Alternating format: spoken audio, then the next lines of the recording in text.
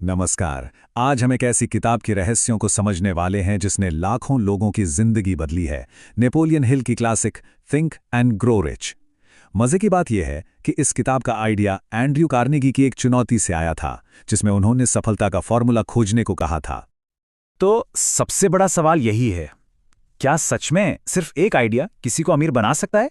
चलिए इसी सवाल की गहराई में उतरते हैं, क्योंकि नेपोलियन हिल का पूरा फलसफा, उनकी पूरी फिलॉसफी इसी एक पावरफुल आइडिया पर टिकी है। ये बात बहुत दिलचस्प है कि दौलत का सफर पैसों से नहीं बल्कि दिमाग से शुरू होता है। मतलब सब कुछ एक खास तरह की सोच, एक खास मानसिकता पर निर्भर करता है। तो यहाँ सबसे अहम बात यह है कि पहला कदम अंदर से आता है। ये उस चीज को बनाने के बारे में है जिससे नेपोलियन हिल मनी कॉन्शियसनेस या दौलत की चेतना कहते हैं। और देखिए, ये सिर्फ पैसे की चाहत नहीं है, ये एक ऐसा गहरा विश्वास है, एक ऐसी मानसिक स्थिति है जो मौकों को, अवसरों को हमारी तरफ खींचती है। ऐसा लगता है जैसे हम पहले से ही अमीर हैं। ये स्लाइड अमीर और गरीब सोच के फर्क को बिल्कुल साफ कर देती है।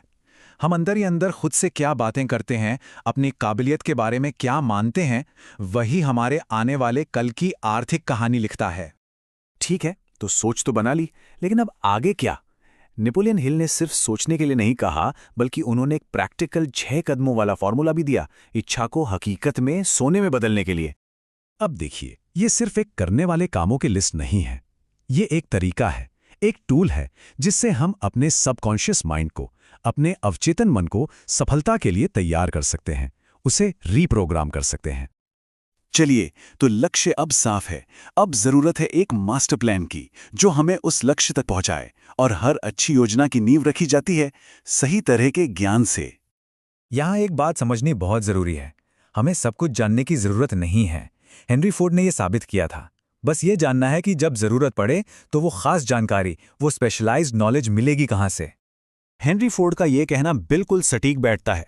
असली ताकत ये जानने में नहीं है कि हमें कितना पता है, बल्कि इस बात में है कि हम उस जानकारी को कैसे इस्तेमाल करते हैं। लेकिन इस ज्ञान को जगाने के लिए भी एक चिंगारी चाहिए। हमारी कल्पना, हमारी इमेजिनेशन, वो एक वर्कशॉप की तरह है जहां सारे प्लान बनते हैं। यही वो शक्ति है जो एक छोटे से विचार को हकीकत में बदल देती है। एक बेहतरीन प्लान भी तब तक किसी काम का नहीं जब तक उस पर एक्शन न लिया जाए। और सही एक्शन लेने के लिए 3 बहुत जरूरी गुण चाहिए। किताब साफ साफ कहती है कि कामयाब लोग तेजी से फैसले लेते हैं और उन पर टिके रहते हैं। वहीं दूसरी तरफ नाकामयाब लोग अक्सर दूसरों की राय में ही उलझे रह जाते हैं। लेकिन सिर्फ एक्शन लेना भी काफी नहीं है, हमें सही तरह की शक्ति चाहिए। और वो शक्ति अक्सर एक अकेले इंसान में नहीं मिलती। और यहीं से हिल की सबसे पावरफुल कॉन्सेप्ट्स में से एक सामने आती है। ये एक बहुत ही दिलचस्प आइडिया है।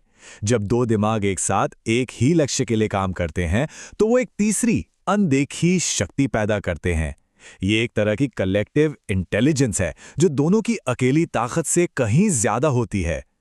इसी सिद्धांत की वजह से सही टीम बनाना सिर्फ फायदेमंद नहीं है, बल्कि ये हमारी सफलता की रफ्तार को कई गुना बढ़ा देता है। तो सोचिए, हमारे पास एक जबरदस्त प्लान है, एक शानदार टीम भी है, लेकिन फिर भी एक आखिरी लड़ाई बाकी है। और वो लड़ाई हमारे अपने दिमाग के अंदर लड़ी जाती है। नेपोलियन हिल ने इन 6 डरों को उन छुपे हुए दुश्मनों की तरह बताया है जो हमारी हिम्मत को तोड़ देते हैं और हमें आगे बढ़ने से रोक देते हैं। और यही इस पूरी किताब का सार है। अमीर बनने की असली लड़ाई हमारे दिमाग के मैदान में ही जीती या हारी जाती है। तो आखिर में सवाल यही है कि हम क्या चुनते हैं? अपने विचारों पर काबू पाकर, अपनी इच्छा को साफ तौर पर समझकर, एक ठोस प्लान बनाकर और अपने डरों पर जीत हासिल करके ही दौलत का रास्ता खुलता है। और यही थिंक एंड ग्रो रिच का असली रहस्य है।